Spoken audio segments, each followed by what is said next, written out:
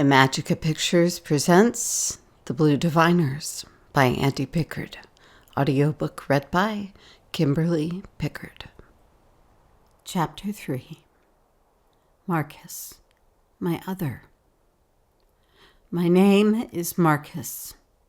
I am the old forgotten man of Alexandria. I sit alone, completely immobile. A sense of silent petrification envelops me. I have been isolated for a decade at least, strapped to a chair of my own design to keep me upright, as my muscles have long since failed me. Before my petrification, I built this entire room that I sit in. I am motionless except for my eyes. How are your eyes? Are they motionless too? No, they are quite good. They dart back and forth, left and right, up and down, even diagonally if I feel a challenge brewing. This chair I sit in connects to sensors, many sensors wired to a computer that in turn is wired to a Mac that in turn feeds visual information to a beautiful array of monitors that I mounted on shelving racks. I did this, of course, when I still had strength. Most of the television monitors display for me images of the Alexandrian megalopolis. But one significantly larger screen shows me the point of view of my other self, the mech. He is my other, and he is completely mobile. The self that is me, that sulks in the chair, is Marcus Newcomb. That is my surname. But unlike me, I named my other Dante. But only I would know that. My eye movements control one special sensor. With subtle eye motion, I can control Dante. I can live through him and wander the city looking for an escape. I honestly cannot live here any longer. It would be incorrect to say that I might die here, because there is a strong possibility that I may already have died on some other plane. But I have not raised the white flag just yet. I have faith that Dante and I will find a way out. Then I will send for him. He'll lift me out of my chair and he will escort me to the other side. You might wonder how I got here. I can't be too sure, but when I arrived, I felt strong enough.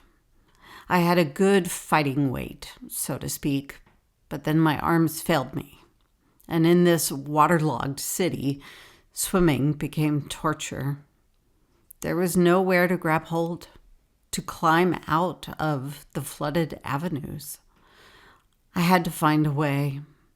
With some luck, I swam toward the entrance of a glass and steel skyscraper, one that was quite out of character next to the traditional stone and concrete buildings. I dove and swam through the lobby doors, pushed open by the flooded waters, and reached a grand staircase that climbed to an upper floor. At the top of the staircase, chrome lettering on a wood wall welcomed me to the headquarters of Murakami Industries. It was there that I found my counterpart, my twin. Murakami was long gone, but his building and the designs it housed were ever present. In some way, I felt his presence around me. The offices housed the most incredible, finely and artistically crafted machinery known to man, especially to me. In one corner sat an oak desk with stainless steel trim. A black and olive-colored military machine, robot-like, sat at a workstation. I guess you could say it was a mech. The machine could have been mistaken for a robot or a consumer mechanized suit. but I recognized it as a machine twin. Most curious was the faceplate. Admittedly a novelty, the faceplate could be painted or customized to the owner's liking, and even animated with a mesh of lighting that glowed within the mask's composite material. Inset through the eyes were cameras, which could afford this aging scientist a newfound stereoscopic vision. I replicated the mech's chip onto my own hardware and hobbled back to my lab.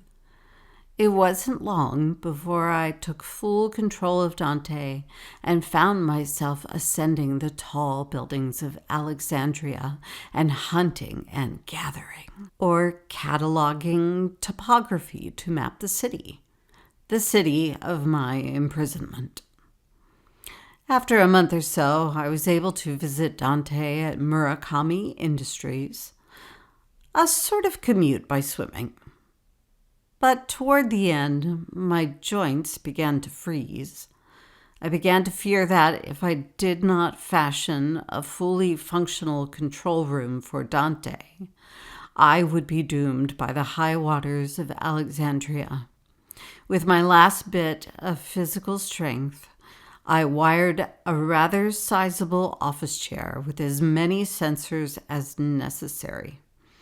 I also lined the wall of shelving with TV monitors connected to cameras all around the city to detect any abnormalities in the landscape.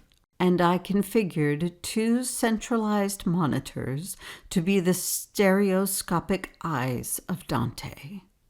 For a time, I paid little attention to the other screens. I focused mainly on the 2 belonging to Dante, training myself to be him in a way. And so now I begin again, navigating with the mech that I modified. I start with the rooftop. A couple of blinks and the pupils translate my look up, and I see that Dante is scaling one of the tallest buildings of Alexandria. Normally, this would be a reason for applause, but Dante had pierced the cloud bank, and I can no longer identify any of the architecture. So, still, no way out. I decide to try again. Maybe an exploration at water's level would be better.